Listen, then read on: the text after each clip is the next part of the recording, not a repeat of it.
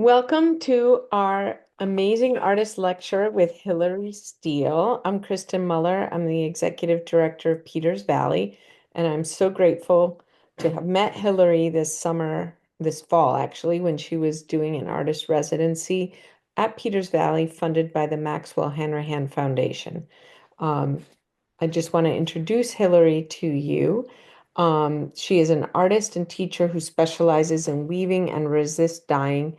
Hilary Steele incorporates Ikat and shibori techniques into her hand-woven wall pieces, which are influenced by traditional textile traditions from around the world. Her studies have been enriched by travel to Côte d'Ivoire, Peru, Chile, and Mexico.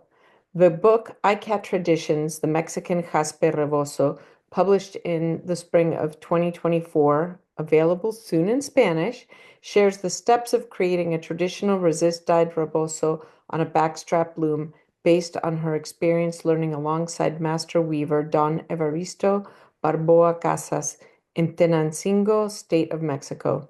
Hilary's artwork has been included in national and international exhibitions. Her work is held in private and public collections, including several American embassies, and was included in Art on the Edge, 17 Contemporary American Artists published by the U.S. Department of State.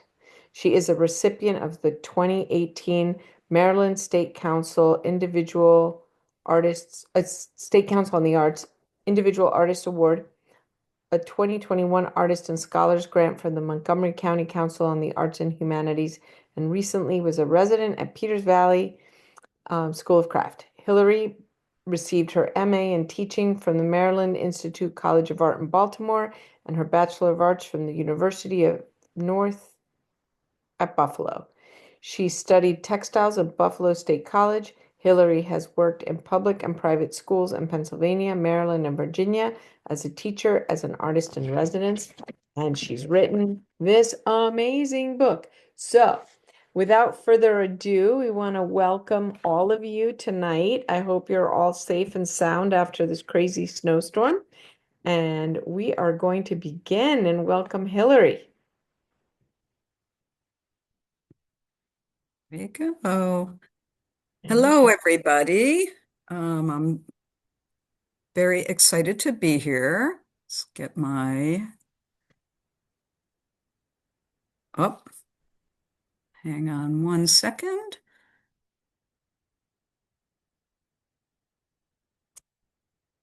Okay, can you see my screen? Yes, and Yes, Hillary, I can. before we begin, I just want to suggest to everyone that we're going to let Hillary give her presentation. And if you have questions at the bottom of the Zoom, there's a little box that says Q&A. Please place your questions there and we will address them at the end of the presentation. And in the chat, we will also be posting information about our website and how you can get her book and all of that. So that just rules of engagement. Thank you, Hillary. Take it away. Okay, thank you. Welcome, everybody, and special thanks to Kristen Muller and friends at Peters Valley for this opportunity to speak with you this evening. As Kristen said, I was an artist in residence this past fall at the Peter Valley Craft School. I knew about the school for many, many years, but this was the first time I was ever there. The landscape of northern New Jersey is just absolutely beautiful, and it was a great experience for me, mostly because I was able to focus my attention on the work that aligns with the subject that I'm speaking about tonight, a topic and a process that has been close to my heart for many, many decades. Um, so this is a part of a statement from my artist statement, or part of it, and I think it sums up my impulse as a maker pretty well. So let me begin. I'm going to talk today about particular methods. I'm a weaver, and you're going to hear about resist dyeing, and if that's new to you, hopefully learn more about this. I'll show you some of my contemporary work, and then I'm going to talk about the subject of the book, the Mexican Jaspe, Ikat, Rebozo. Um, So I have been a practicing artist since the late 80s, and I'm a hand weaver, and I've devoted myself really since learning to exploring different woven structures on my floor looms, and this is one of my floor looms. I have three. Um, since first learning. So by the mid to late 80s, I became very interested in resist dye methods, and that took hold and it prompted me to set up a dye studio. So I have a dye studio as well. These processes have been a mainstay of my contemporary work since I learned these techniques, and I'm going to begin with an explanation of resist dyeing for those who are not familiar, or just as a kind of a little bit of reminder. So let me begin. So these are the raw materials for any resist dye method. And I divide them into two areas, post-construction processes, and sometimes the terms that go with that are plongeon, shibori, or batik, and then pre-construction processes such as ikat. And I'm going to begin with the post-construction. And the raw materials, again, are cloth that's already made or thread. So post-construction are woven or otherwise constructed fabric. So that could be knitted fabric, it could be a macrame fabric, it could be a felted fabric. But you have an existing piece of cloth, it's resisted to prevent dye from penetrating certain areas. And then the dye will only go into the areas that are open to accept the dye. There are two types of post-construction resist. The one pictured here is a stitch resist, and that falls under the category of a mechanical resist. This image comes from a before and after picture of a cloth that I purchased in the Ivory Coast, and it's a sewn resist or a triptych. So this is the top image is when it's just sewn before dyeing, and after dyeing and the stitching is taken out, and you see the pattern there. The other type of category would be a substance resist. And you're probably familiar with the term batik. Batik is a substance, it's a wax, but other substances like clay, cornstarch, rice paste, or cassava paste can be applied to the cloth's surface and acts as a barrier for the dye. And again, there's some terms there that are used to describe these techniques. Pre-construction is a little bit different because the cloth is not made yet. I talk a lot about woven cloth because I'm a weaver, but of course there's other ways to make fabrics. Examples here on the bottom of the screen come from Mexico. To the left, the threads, there's groups of threads, and that's warp thread. Could be weft thread as well, but it's warp thread, and it has marks on it. That's where we're going to do the tying, and just underneath those marked threads, is another set of threads that's bound. You can see white thread around it, wrapped around it tightly. In the center, that shows these bundles that have gone, the bundle has gone into dye. The one at the back still has the ties on it, and the one in the front, the ties have been removed. And to the right is an example of the woven cloth, what that warp looks like with the pattern in it, and then it's woven. I became very interested in Ikat a long time ago because it's a unique process and it relies on a weaver to bring the cloth to conclusion. And again, I'm biased toward weaving for knitters or other people who work with thread and turn it into cloth. One can do this as well, just would look a little different. When you talk about ikat, it can be divided there's four types of ikat. So this is a quick overview. On the upper left is a warp ikat from Madagascar. So just like the name states, only the warp threads are resisted in this way before the cloth is woven. Once it's woven, then the pattern appears.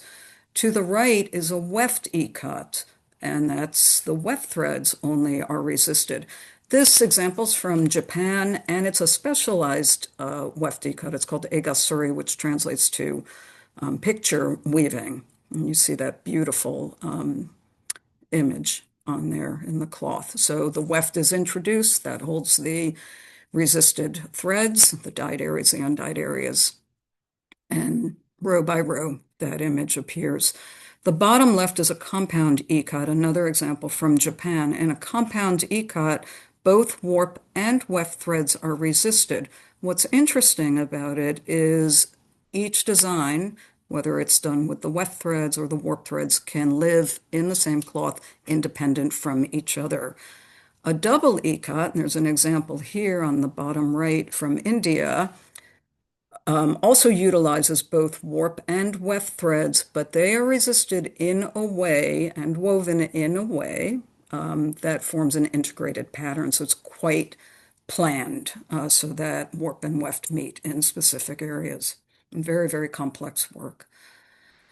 I'm going to introduce you to some of my pieces. Um, Cloth to Dance To was made in 1990. Size is 90 inches by 45 inches, which you can see.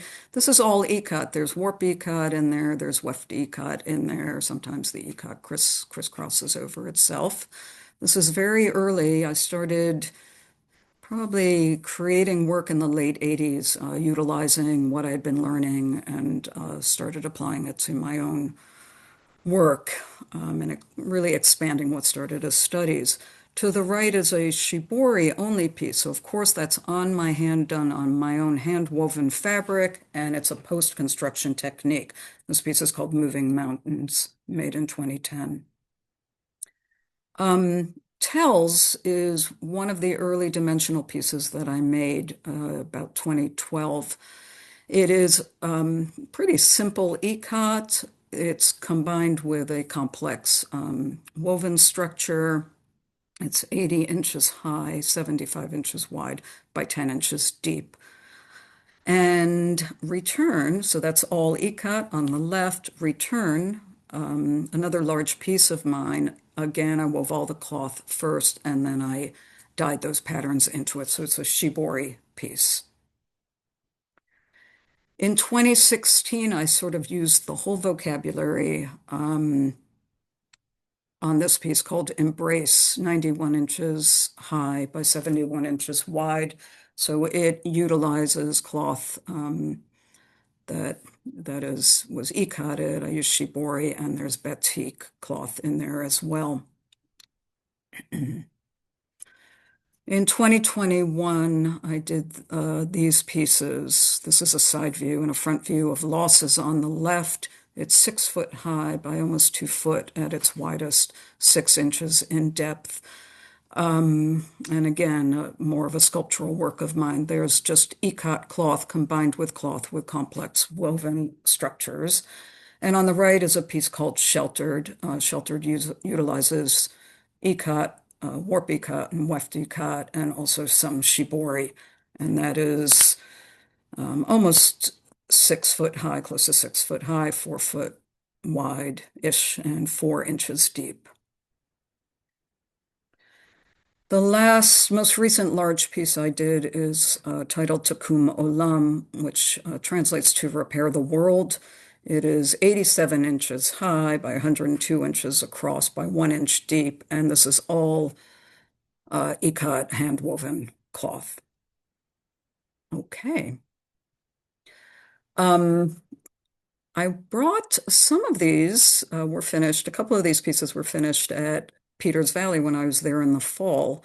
I had the presence of mind to bring them with me and then had some time in between other work to start stitching them together. So these are smaller pieces that I go in and out of these kind of works. They're combinations of ikat and shibori. The one at I'll just sort of tell you, that's on the top row.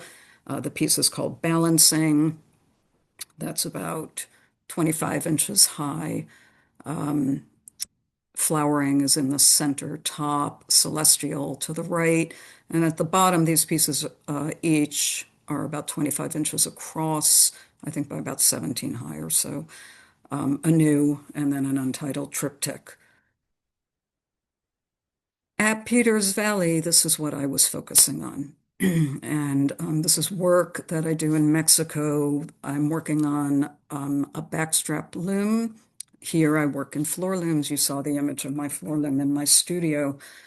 But these are very specialized looms, and I've been trained and still have many more years ahead of me of learning in Mexico. As my teacher there insisted, this is the original way to make these shawls, which are called rebozos, which you're going to hear more about. So the one on the left contains the Ikat pattern. We start with white thread only, so everything you see was dyed into the threads before the loom was set up. And then the loom was set up. I have a second loom, and I again brought both of them with me.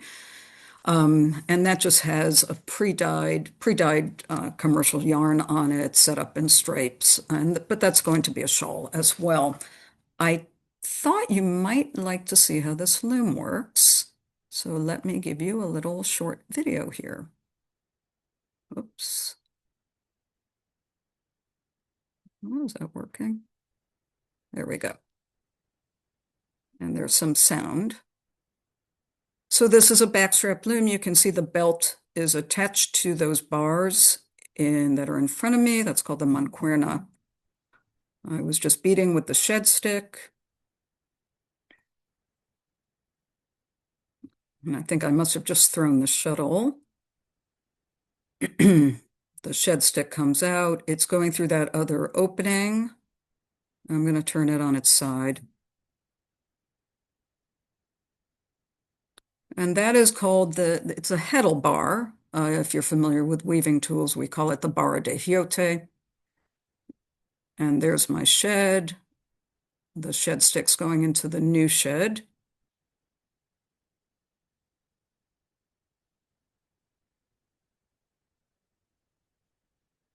And I'm always checking to make sure I don't catch any threads, break any threads on the way in. We're working very, very fine cotton.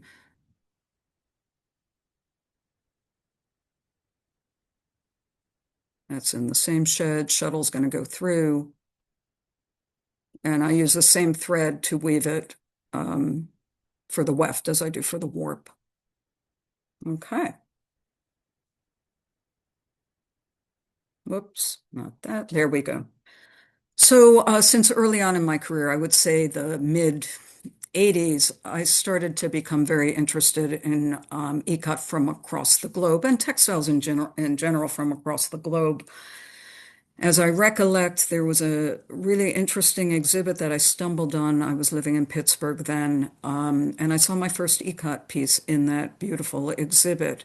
And that prompted me to investigate the technique a little bit more. Really, my early teachers were museum collections and any books I could get my hands on. And then I started experimenting. But eventually, to that end, I was developing an interest in West African fabrics and in ikat pieces, the ikat process as done in the Ivory Coast. So I went there in 1992 and I picked up the piece that you see a detail of on the bottom right-hand corner. So that's done by the Bawale people, and it's the men who do the work there. Right above that is a collective piece that was prepared. I was a participant in a group working with a master weaver from Uzbekistan, Rasuljan Mizamrodov. And I have a real interest also in the Uzbeki ikat tradition. This was quite beautiful. He is very important because when the Russians were in control of Uzbekistan, traditional crafts were illegal and outlawed, and he kept that technique alive and brought it back into production. And the piece to the left is from Tenancingo, Mexico, and it's an example of a rebozo. And the word they use there for ikat is jaspe. So let me I'll take you back a little bit. This is me in 1985 with my dear friend, a mentor of mine, Virginia Davis. We met at the Penland School in North Carolina. Again, I was interested in ikat already, goofing around on my own. I saw that there was a class offered there, and that's how I ended up there. Virginia and I became friends. She was a very generous spirit and a very always curious. We both had an interest in resist dyeing. She was a weaver as well. In 2005, I took my daughters just on a fun trip to Mexico. But of course, Virginia was always putting little bugs in my ear, and I was told I needed to go look for rebozos. I had no idea what a Rebozo was, but I did find out, and that led to where I landed in 2006 on an exploratory trip in Mexico with Virginia, and that's how plans eventually were made for the project I was involved with. I will say, in doing my research and putting together the book, I went back to my notes from Penland because I am a pack rat and I keep all kinds of things. And there was a page that was mostly blank and it has the word Rebozo scribbled on it. And I had no idea what that was until 20 years later. So it's funny how things come around sometimes. So let me tell you about the Mexican Jaspe Rebozo and why I think it's a great garment and a very important it's got great cultural importance. So the Mexican rebozo and is integral from every stage of life, from birth and childhood, courtship, marriage, and even follows people after they die and are mourning their dead. Rebozos appear frequently in literature, music, poetry, and visual art.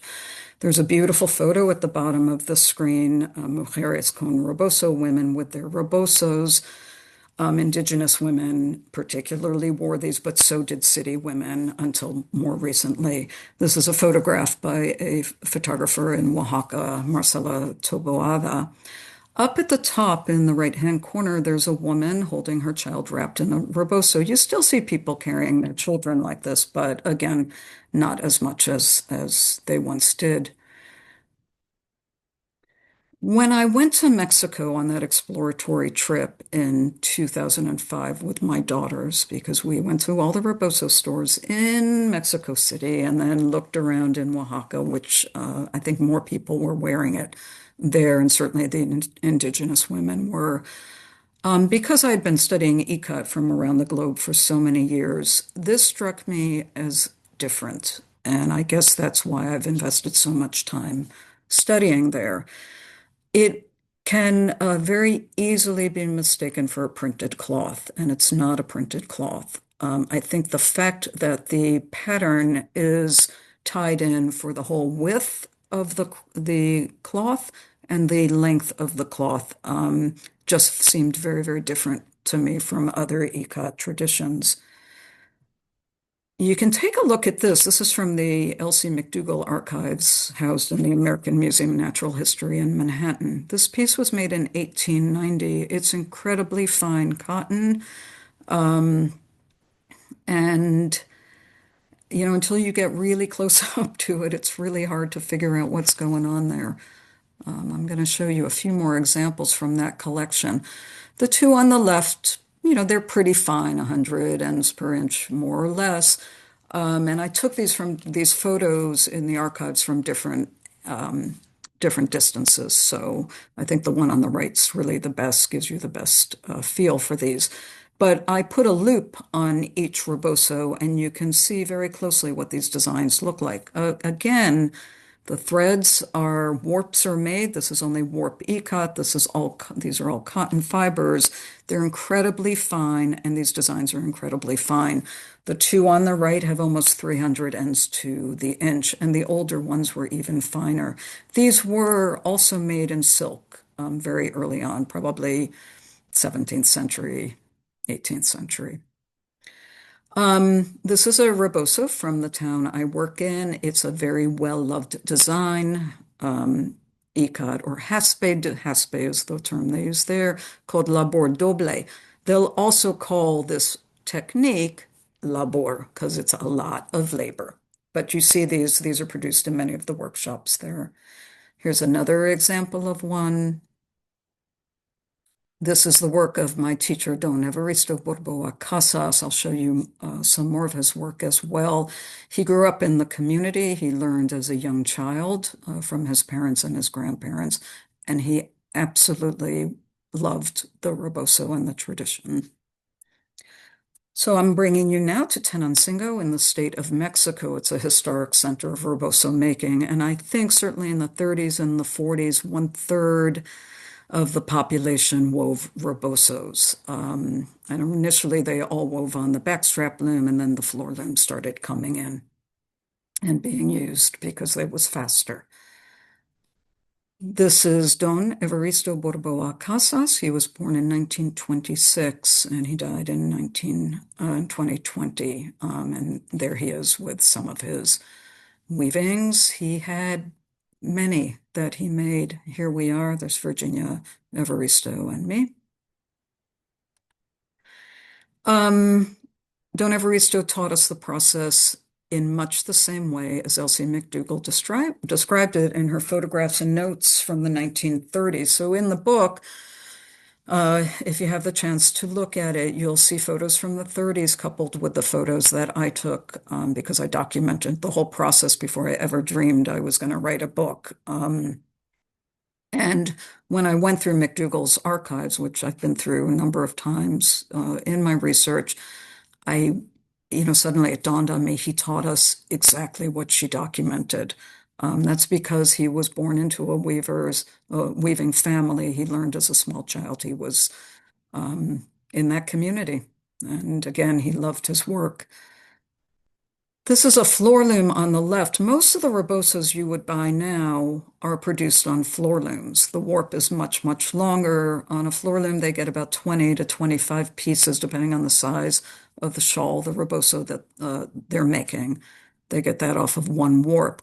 On the telar de otate, the backstrap loom that's on the right, you only make one piece at a time. And Evaristo insisted we work on the backstrap loom as that was the original way of working. So I'm going to walk you through the process. It's a 16-step process, but sometimes if you do a little digging on your own, it might say a 15-step process. That's because step 16 is ironing out the rebozo. So let me walk you through this, and that's an overall diagram on the right, just to show you kind of the very basics. But let's go into a little bit more depth. So a rebozo has two warps, and I'm talking about a Jaspe rebozo right now that contains the Ikat, because a rebozo is a word for a shawl. The Jaspe rebozo has this dyed, Ikatted part to it. So there are two warps. There's the Jaspe warp, which is again resist dyed, and the fondo, which is on the right. A fondo just translates to a background warp, and that carries like a background color. These two warps are going to be integrated, which you'll see in a moment. And the center part, so at the top of the photo here, there's just a black thread. That's going to be the fringe. That won't be woven, and its corresponding end is at the other side out of the photo. But what you're looking at is the Jaspe and the fondo. Those are in the center, and that's the part that will be woven, and those two will be integrated according to the design. This is the piece, one of my pieces that was finished in 2010 that I wove. So design decisions have to be made right at the beginning when you're setting up that warp. You need to know if you're using a fondo, how wide those stripes are going to be, etc. So so for example, the photo with the green and the red has very wide fondo stripes and a pretty simple Jaspe design. The piece in the center is Evaristo's work. It's got a fondo that's much finer, and he dyed it in, I think, 3 different colors, and it's interspersed between the Jaspe. And all the way to the left, I found this very, very interesting. The tied design is exactly the same on both of those rebozos, but the fondo is a different color. So again, the designs that one makes, one can really be quite innovative and and creative in the designing. But again, you got to know what you're doing before you start messing around with the materials. Devinato is step 1. We work from bobbins to wind the warp. So we have to prepare quite a lot of bobbins initially. So we spend time doing that from just, you can see the undyed white cotton thread. Next is Erdido. This is a warping reel. And Evaristo is working from those 8 bobbins. So we draw up 8 bobbins 8 threads at once when we're making the warp. And on the right, you can see the cross. Every weaver, no matter what that weaver's making, no matter what century we're in, no matter what country we're in, weavers always make a warp with a cross. That's how we keep the threads in order. So this is similar that way. The backstrap loom, because we're only making one piece, we have a shorter warp. On the right is our friend, colleague, weaver Adolfo Garcia. He works on floor looms in his workshop, and you can see the length of that warp is quite long. So you can imagine people are marking and tying all of that before it goes on the loom. Pepanado comes next. We are working above the cross. So we're always counting from the cross, but we're working above it because we're never going to disturb the original cross from how we wound the warp. This is called pepanado, so we're picking up threads. This has everything to do with the scale of the design that's going to be drawn and tied into the Jaspe warp. So, for example, if one wants a very fine repeat, we worked mostly with a design based on four sections, four parts. And you'll see that Evaristo's fingers are separating different parts. We count out the threads. If you want a very fine resist or a very fine pattern, you might take four threads. For the first four threads, put it behind finger one. The next four threads, put it behind finger two. The next four threads behind finger three. The next four threads behind finger four. If you want a mirror image, you may take four threads again, put it behind finger three. Next four threads behind finger two. Next four threads behind finger one. If you just want to do a straight draw, just like you would do on a regular loom, floor loom, like is in my studio, you would just do 1, 2, 3, 4, 1, 2, 3, 4, 1, 2, 3, 4. So hopefully that will make some sense to you. Once we have that all done, we tie off those groups that we created in this image. This is an illustration done by my illustrator for the book, Ash Samuels. The original cross is what's in the middle. It's that white thread in the middle of this image is the cross. We never lose the cross. The black thread, the darkened thread, is separating those four groups, group one, group two, group three, group four. Boleado is starching. We use a thick corn starch, and we starch just the Jaspe warp. Once that's done, we take it out of the starch, we stretch it out on bars very tightly under tension, and then we use our fingers. We have those separating threads, and we work our way down the whole warp, get out all the excess starch and really squeeze it out. And then we let it dry in the sun. And what we end up with, once it's dry, is something like this. On the right-hand side, you see a warp that's marked. Imagine it as it's dried. Before we've marked it, it's just columns of starch thread that is all kind of stuck together.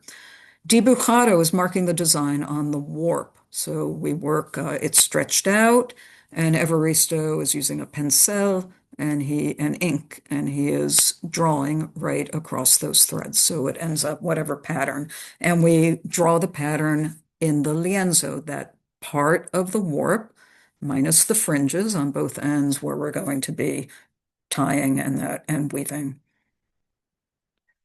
Amarrado is the tying.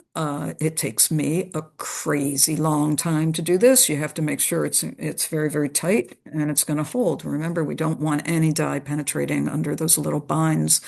I'm incredibly slow, but I can do it. The people in Tenancingo who do this quite often are incredibly fast.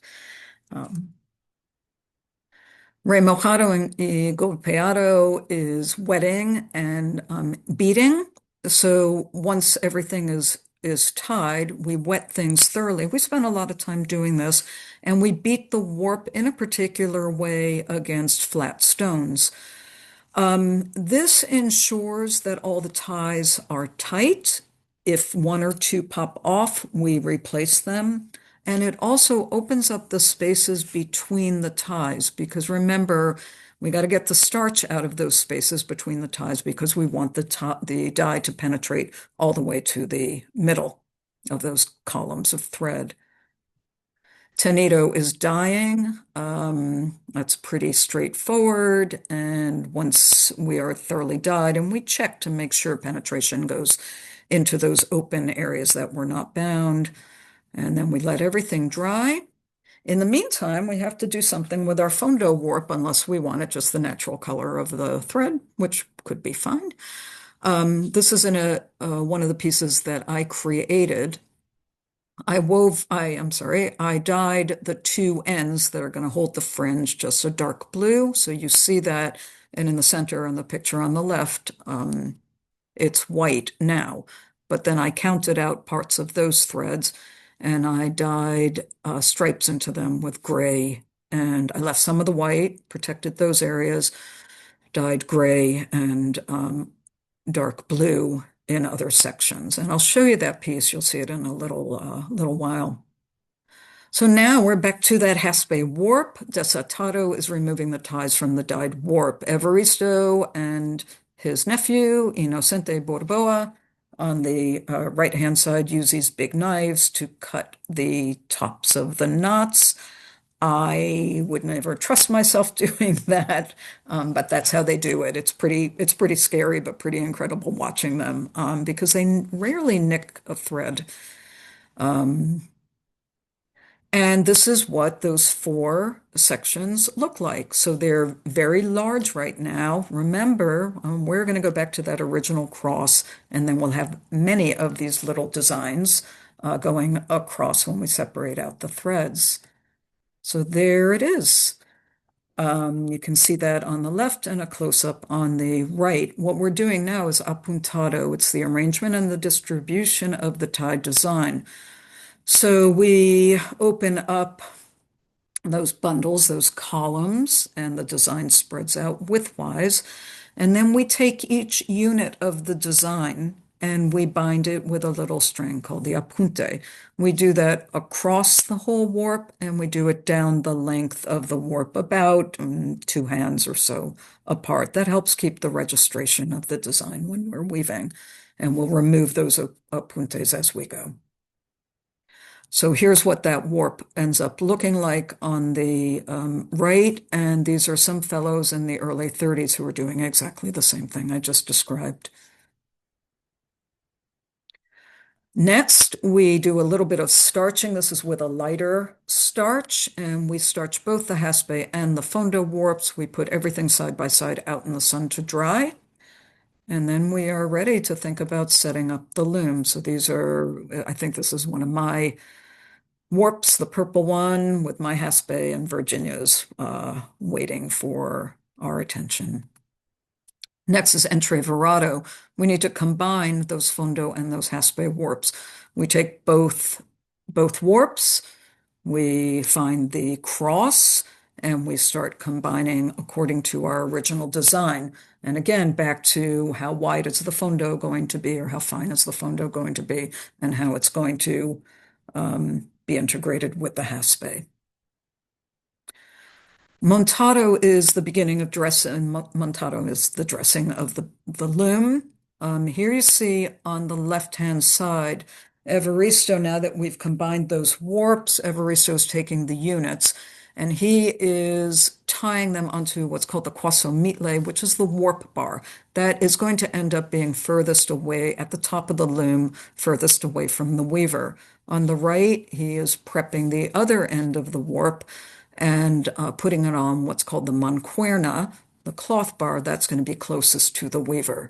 Once that is all done, and I am still learning how to do this, and I need a whole lot of help from my teachers still. And here is my current teacher, Ruben Nunez Serrano, who is putting the mancuerna, the cloth bar, together. It separates into two parts. He spaced out the warp, so it's pretty even.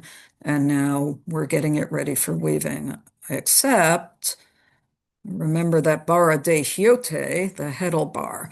That's what I'm working on here. I'm working from the cross and I'm picking up every other thread and looping it around. It's a continuous thread, the white thread that's going on the bar, and I'm going over and under the bar, picking up the correct warp thread. And it's every other warp thread. We just weave in plain weave over one, under one is the structure. Next, we're weaving. So once that loom is set up, we put the belt behind our back. It's attached to a fixed point at the top with a rope, and we're ready to go. So this is what you saw the little video of the piece I am working on. I'm in Ruben's studio there. I finished in 2022, and the cloth is on the loom. You can see the cloth that was produced on that loom on the bottom right.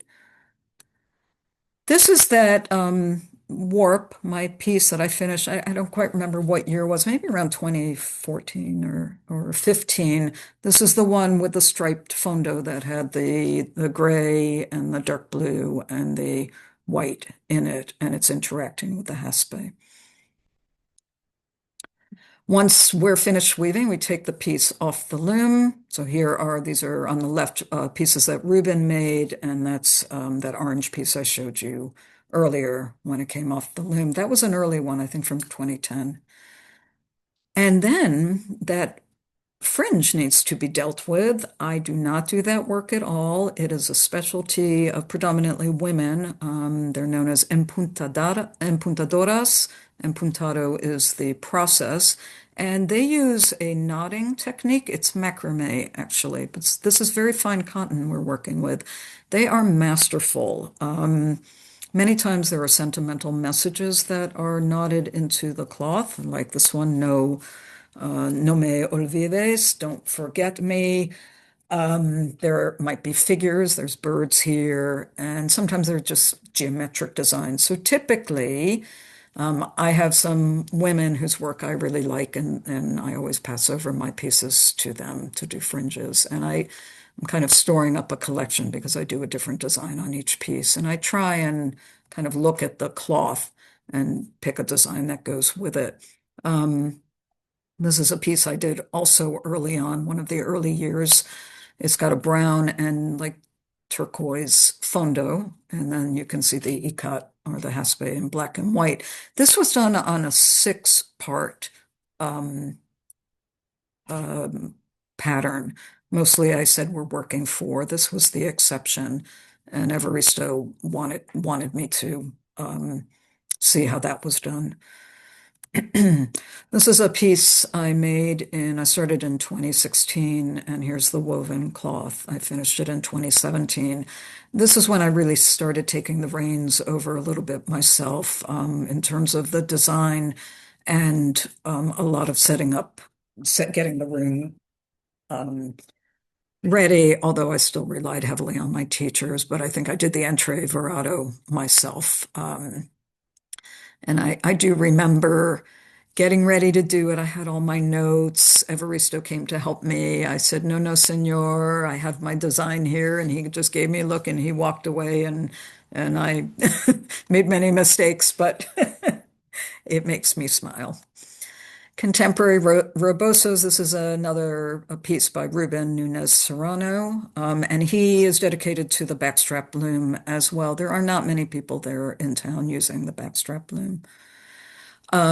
Beautiful confetti rebosos made by our friend Adolfo Fito Garcia.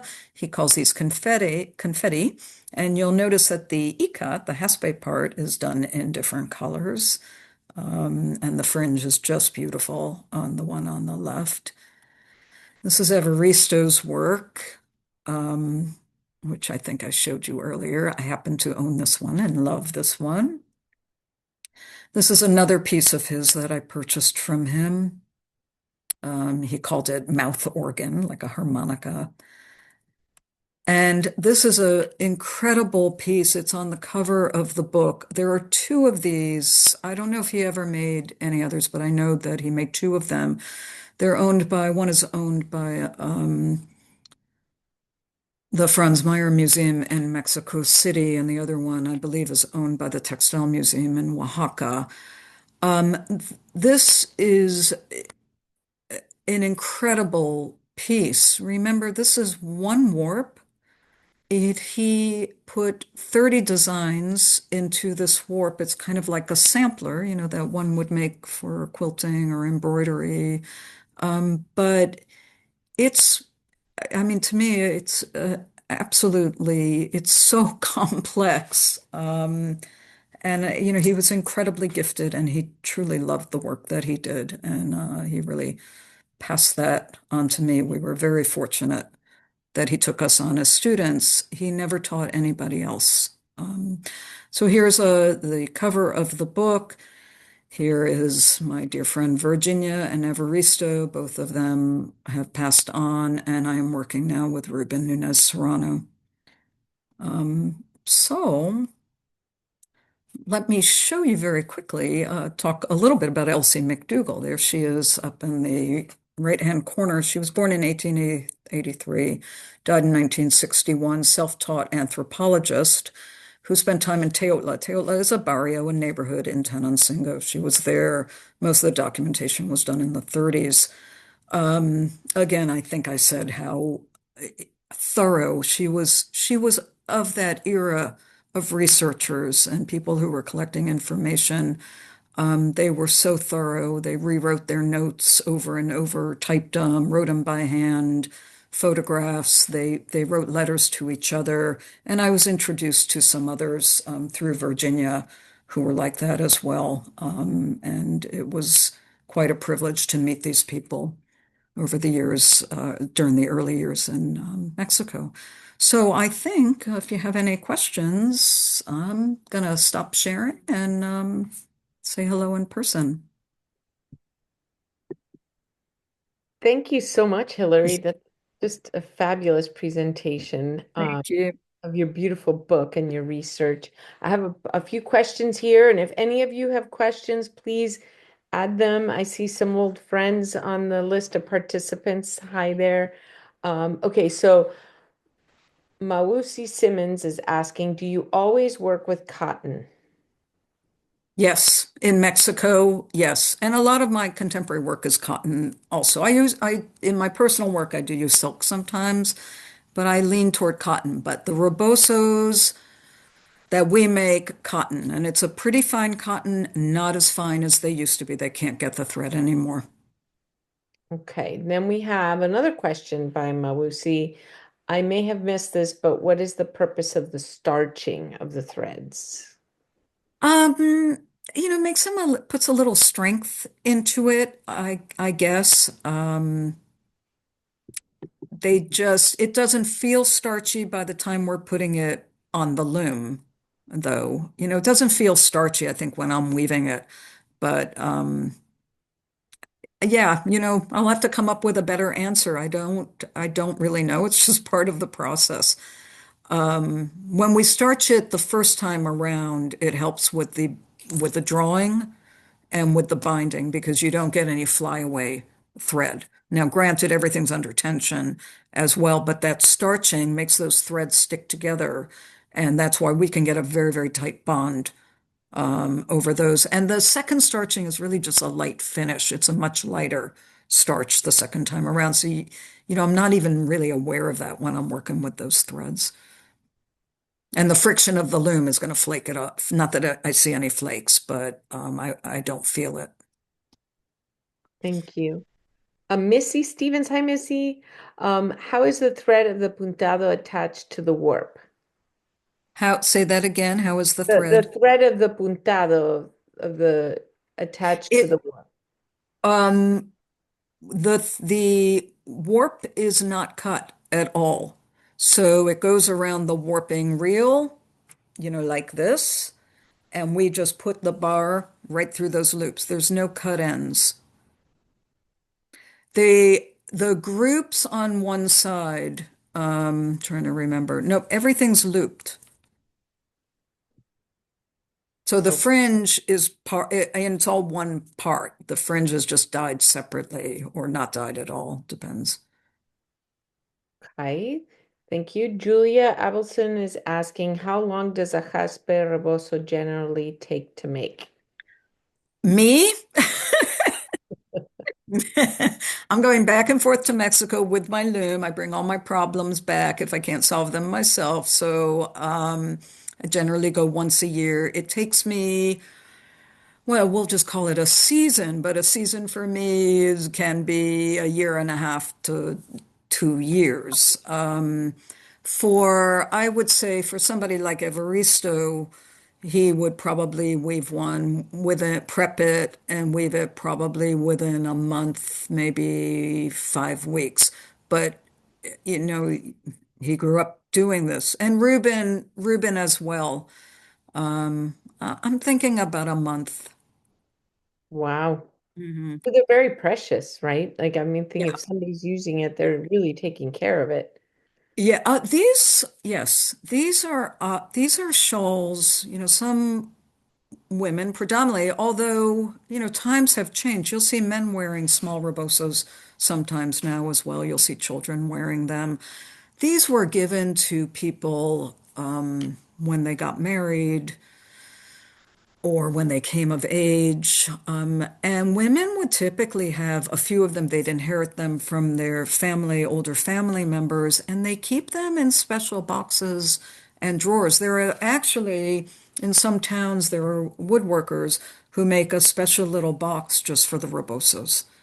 And they Oh, have a lid and they have wood inlay on the outside of the boxes. They're very beautiful. So, and they might be presented to somebody in a box like that.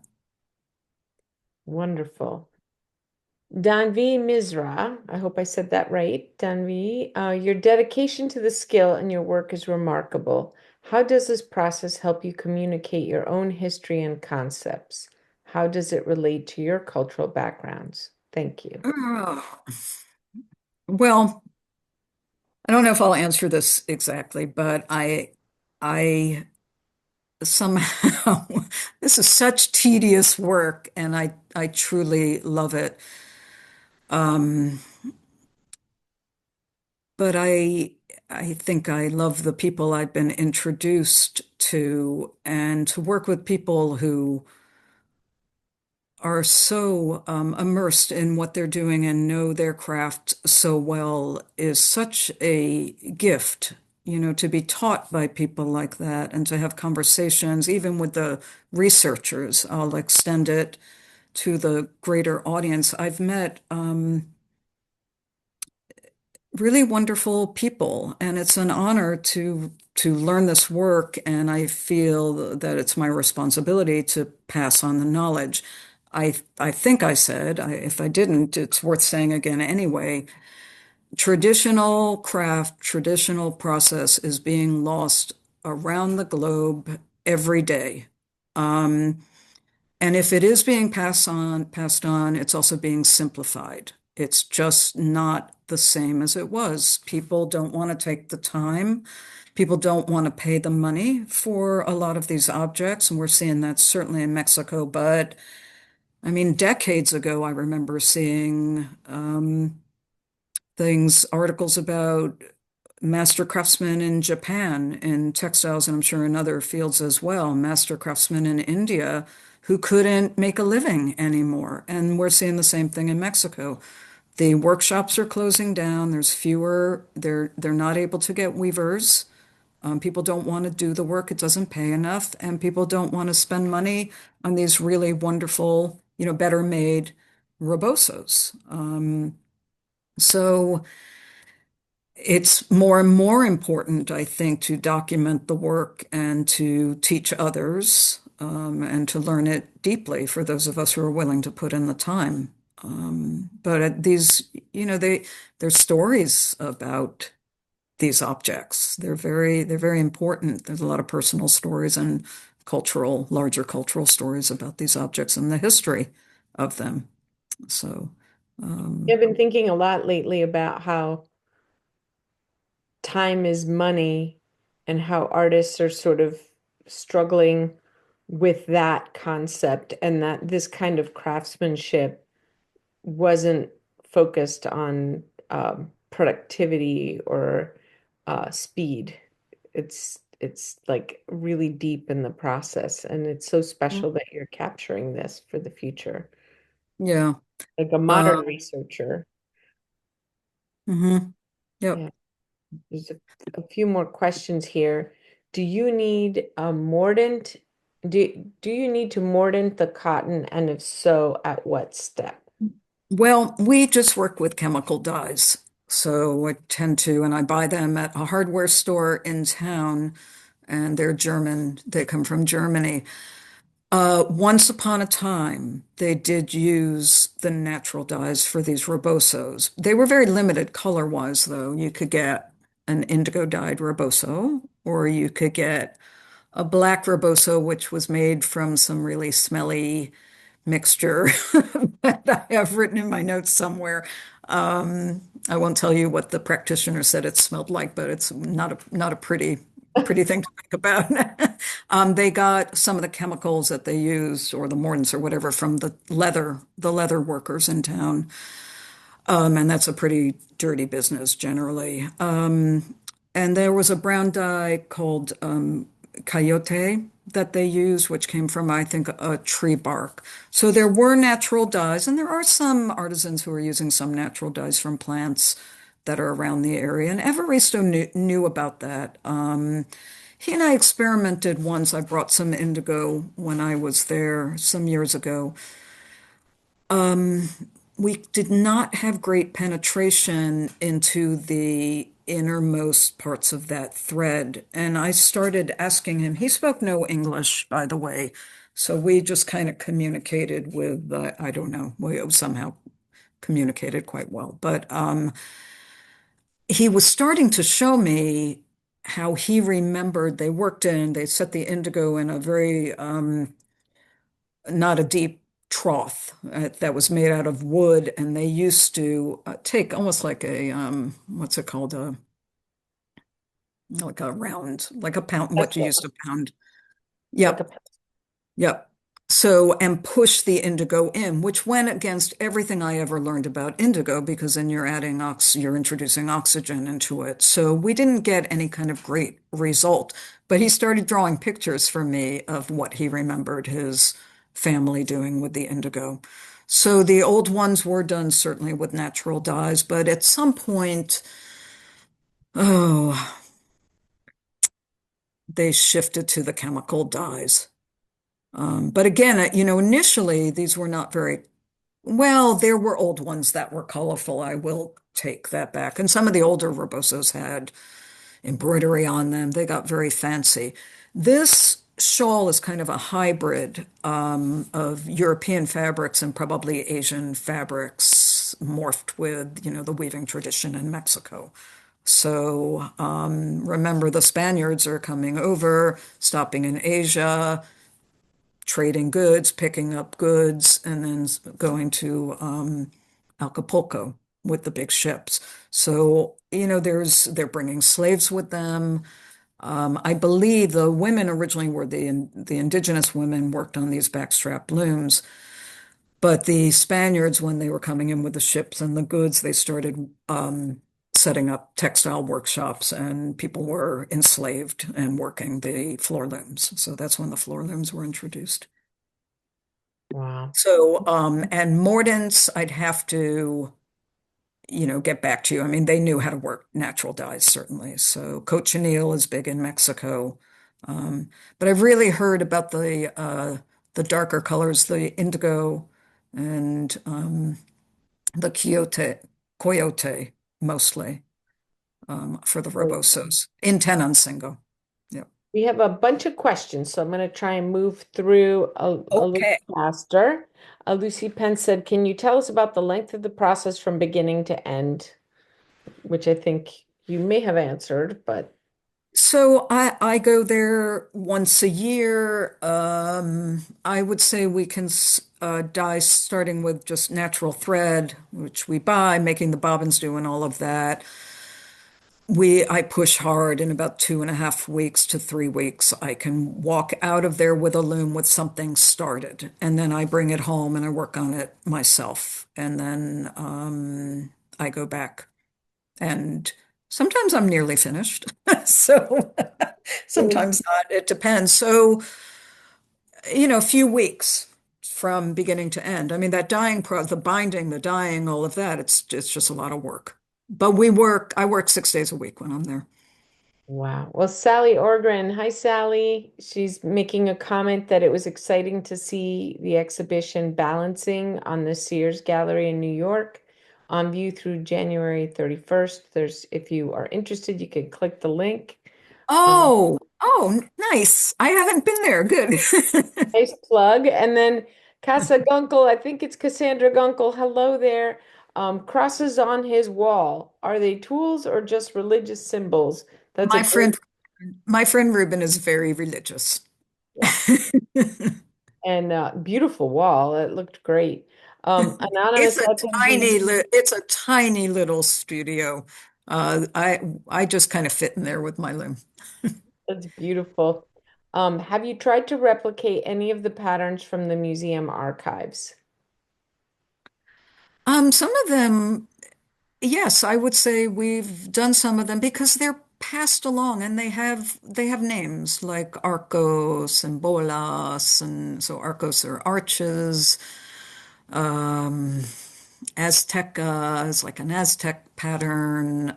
There's lots and lots of names. Um, Palangana. So, and a lot there in the book. There's a list of, we collected as much information as we could.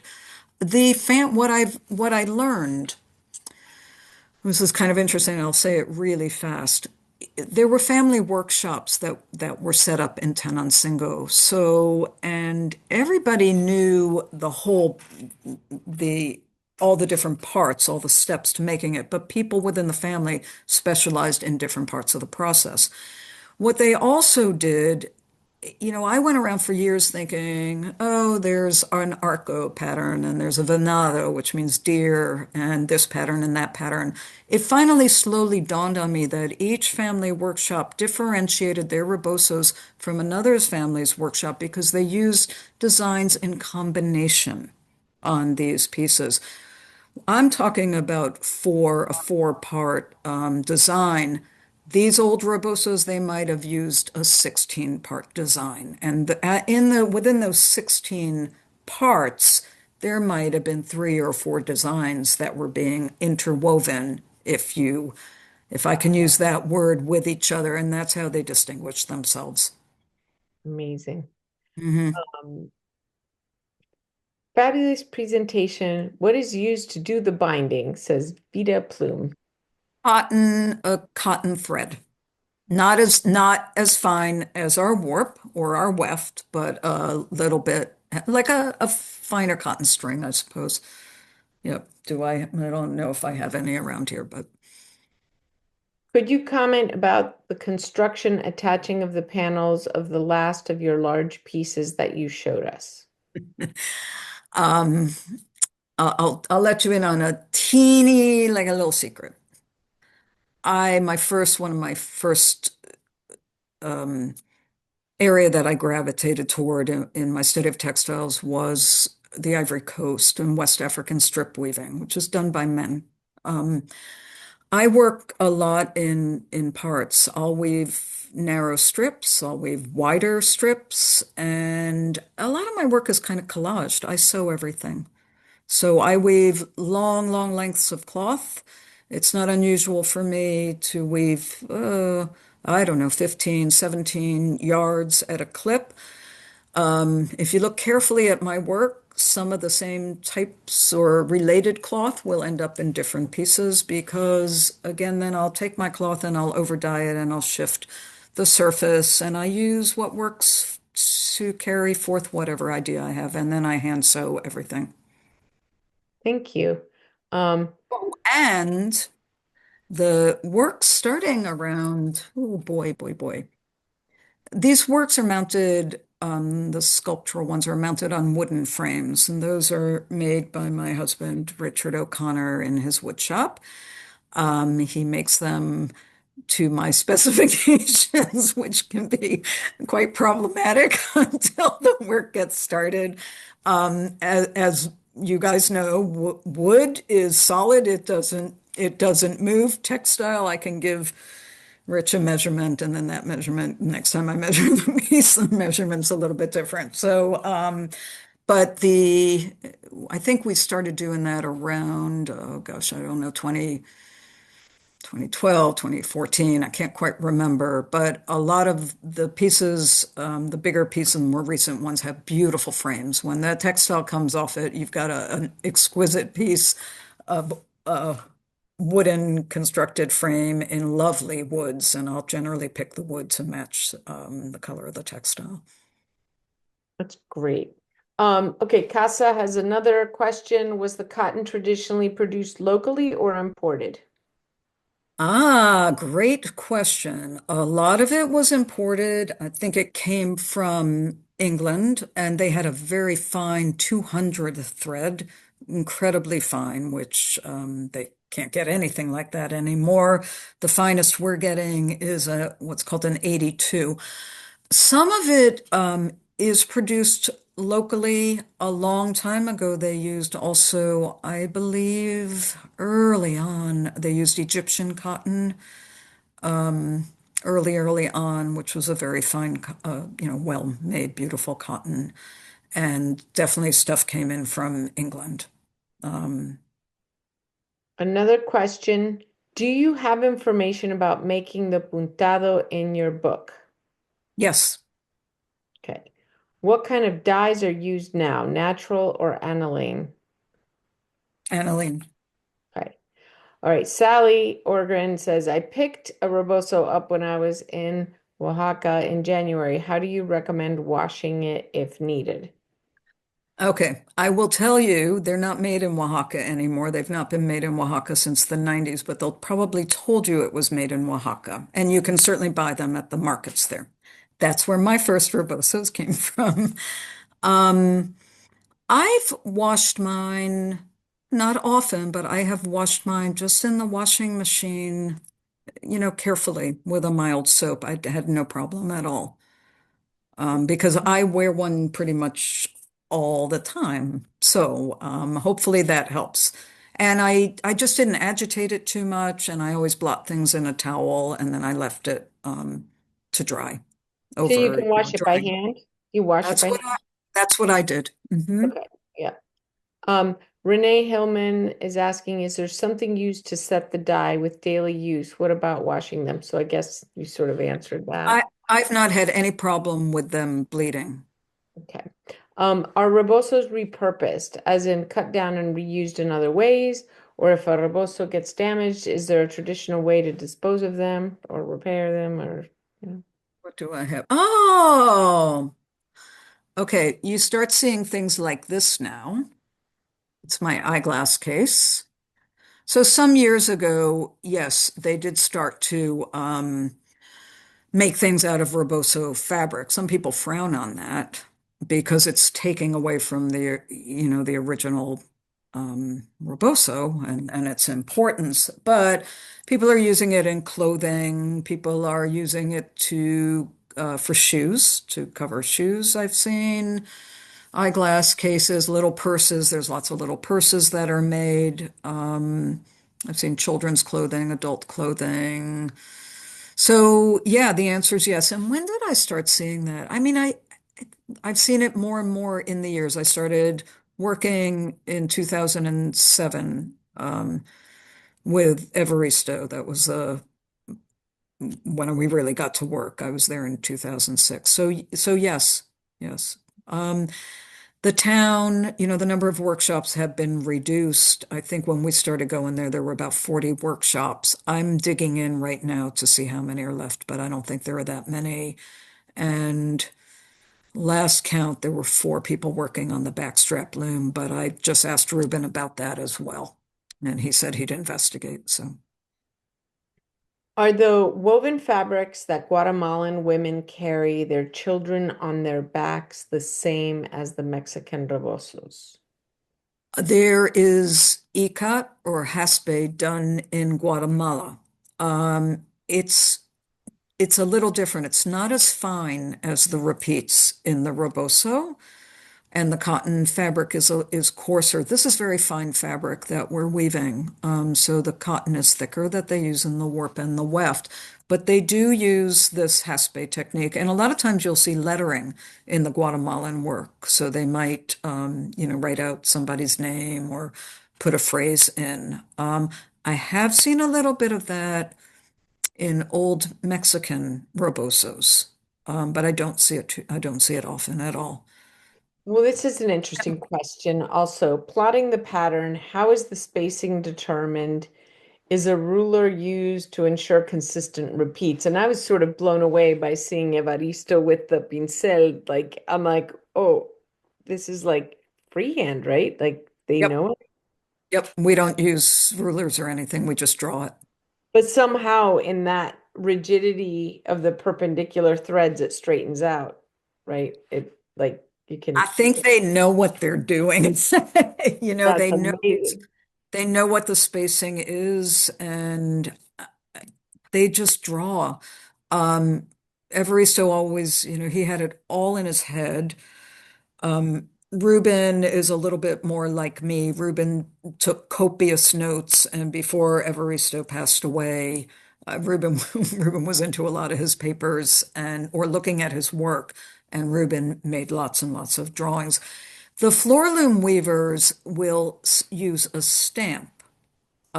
Sometimes it's on a roller and they just ink it and they roll it, and sometimes it's a flat stamp. You see that a lot in the workshops of the floor loom weavers. But I love the floor loom weavers. A lot of them are friends and I go visit them, but that's not the way I was trained. Evaristo, no, no, no, no, no, no, no. Okay, well, just two more questions. How does the design on the warp get affected or obstructed by the weft? It's very good question. We are making warp-faced fabric, meaning the warp is set so tightly you don't see the weft at all. So you only see the warp. And I'm so glad you asked that question. So That's it's really plain weave, but it's warp-faced. okay. And then Pamela Sheenman says, wonderfully detailed talk. Please describe your approach to designing for traditional Rebozo combining patterns. How do you innovate? Oh, well, I'm leaning on Ruben because he knows the design. So typically, I don't even get. Well, I'll make drawings, I'll make sketches, I'll show it to him. He'll probably, um, because he does some of the drawing more than I do. I mean, I've done it, but we're doing that whole length, and I trust him for it to be even, etc. Color is my thing. So again, I make sketches, I make notes all over the place.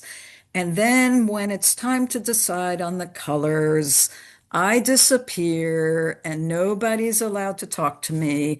And then I go to the hardware store where they have boxes of dye, and I spend hours according to what my original idea was. And the fellow laughs when he sees me coming in the door because he knows what I'm going to do. And I picked my colors. So the one I was working on at Peters Valley, the Fondo has three colors in it. It's got no four, oh, it's three or four colors. It's got two different greens and like an orangey red and another red.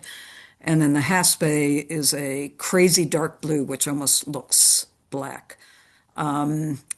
So, and I always chose my colors for my Rebosos. No, so that's where I really put my mark on it. And I also decide what the width of the Fondo is going to be and how it's going to integrate with the Haspe. So I make those design decisions through drawings. Well, this is wonderful.